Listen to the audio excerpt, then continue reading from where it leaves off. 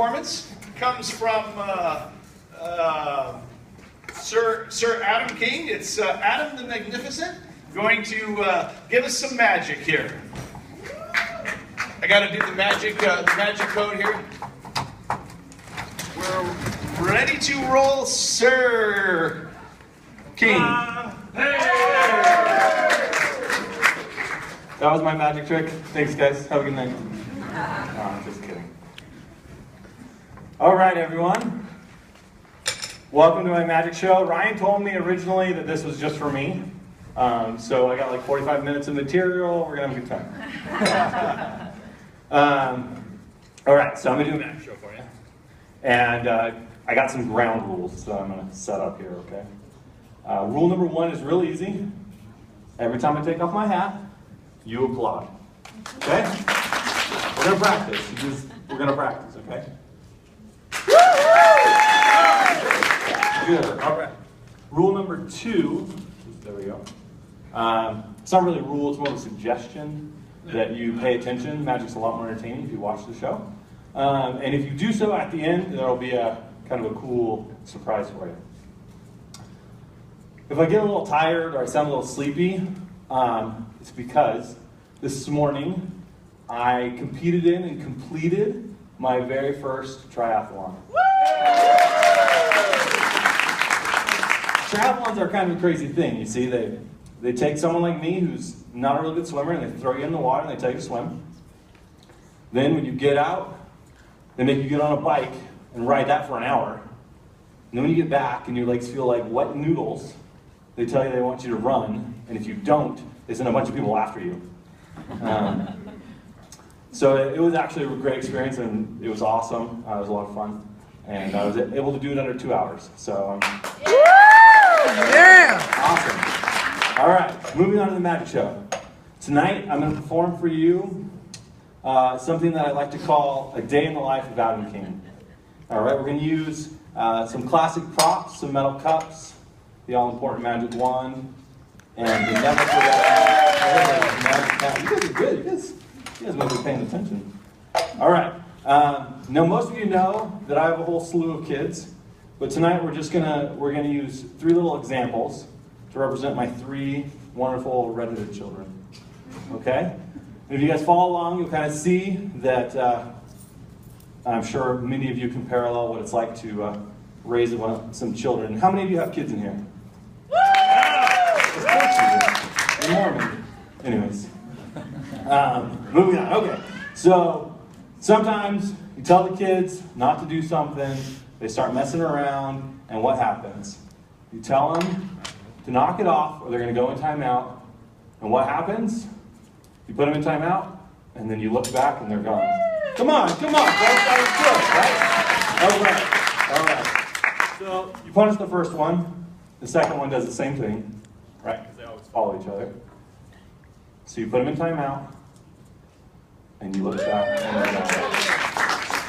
And you guys all know who the third redhead is, right? Yes. He's pretty enthusiastic, let's just put it that way. And you tell him not to climb on his bed, or to beat up his brother, or to steal from his sister. But what does he do? He doesn't listen, and he goes in timeout. However, most of my kids, in fact, all of my kids, you'll find that as soon as you put them in timeout, and they're gone, you look back and they're right where they were before.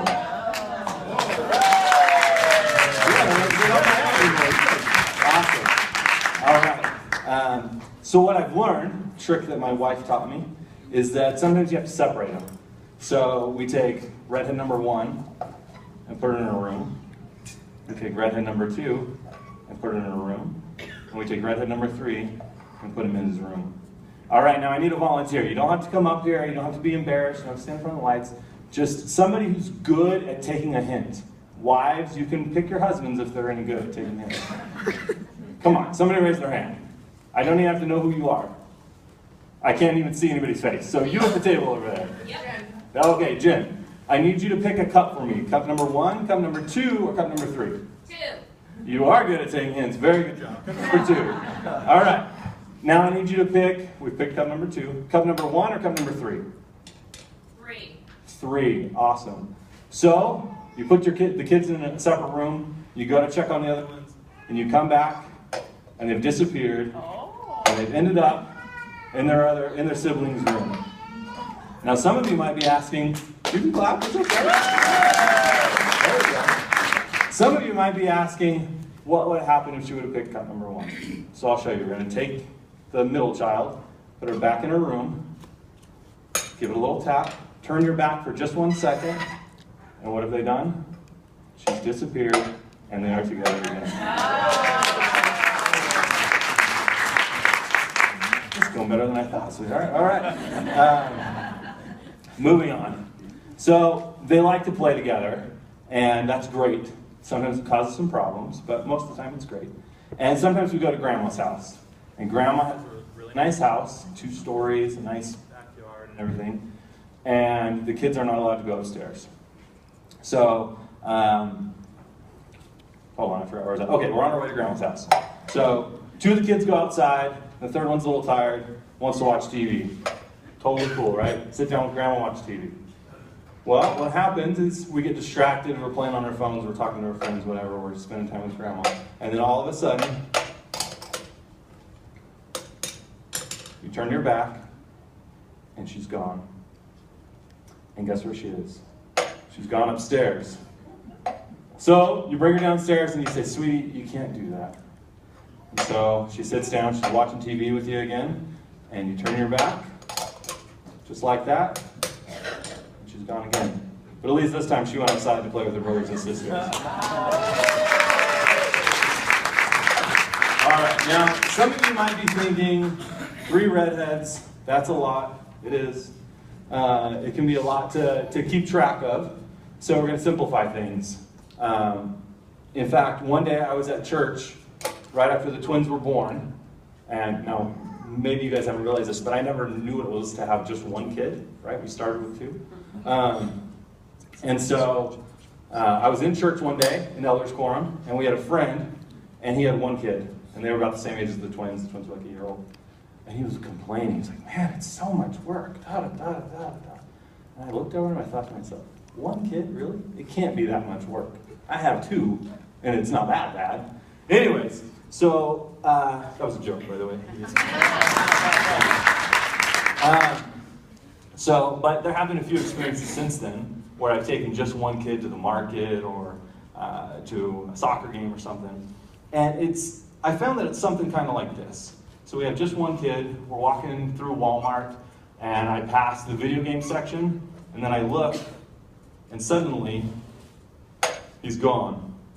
And he's gone somewhere else. Or we're going through by the frozen pizzas, Ryder really likes pizza, and sure enough, he disappears. Or, the best one yet, you've checked out now, ladies, I know you've all been there, you check out, right, you've paid for everything, you're walking out of the store, and you look back, and your child's gone. And there he is, with a candy bar, unwrapped, sitting down, eating it in the aisle. All right, that was a joke too. Thank you. All right, now, what I found works the best though, and I bet most of you can agree, is that if I take and I hold on, balls are in my pocket, I'm gonna hold on to the ball, which is my child, and as long as I'm holding on to them, I know that they're always at the end of my arm. Just like that. That was good. Come on. All right. I told you that if you paid attention, you guys have been a great audience, I would show you how it's done a little bit.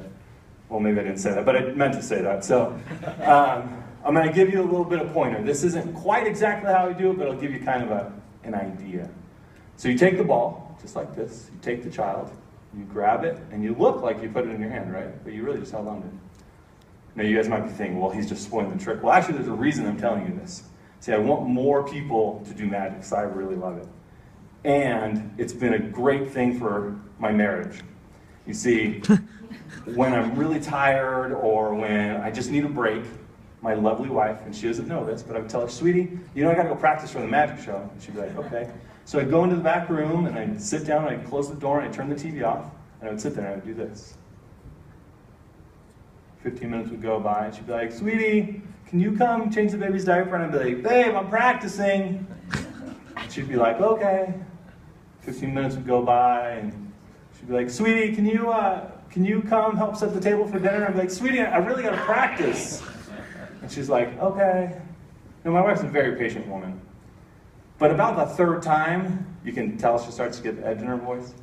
And she'd be like, "Sweetie, I need you to come take up the trash. I'm dealing with 5 kids here." And be like, "Babe, I'm practicing." And she'd be like, "You're done."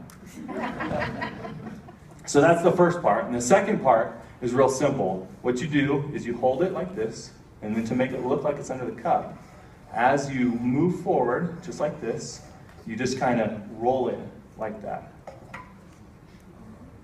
The ball wasn't under it. Anyways. All right, so we're going to go ahead and take that one away. All right, I need another volunteer. I'm not going to hurt you guys. Come on, somebody raise your hand. Way in the back. How many balls are underneath cup number 2? I'll give you a hint. It's between 1 and 3. Good job. He pays attention. That's awesome. That's right, there are 2 balls underneath. Now, some of you might be thinking, well, what would have happened if you would have said a different number? Say 3. There we go, ladies and gentlemen. There it is. That was good. I feel like I'm begging now. All right, here we go. I'm going to do this as fair as you can. 3 balls into the pocket. Somebody just shout out a number. How many balls underneath cup number 1? 4. Cup number 2? Or cup number 3? Thank you, ladies and gentlemen. Thank you. My pleasure. Oh, I forgot one thing.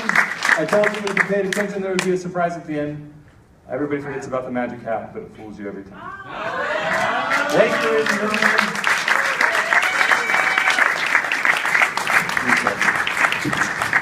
Very good. Let's hear it for Adam the Magnificent.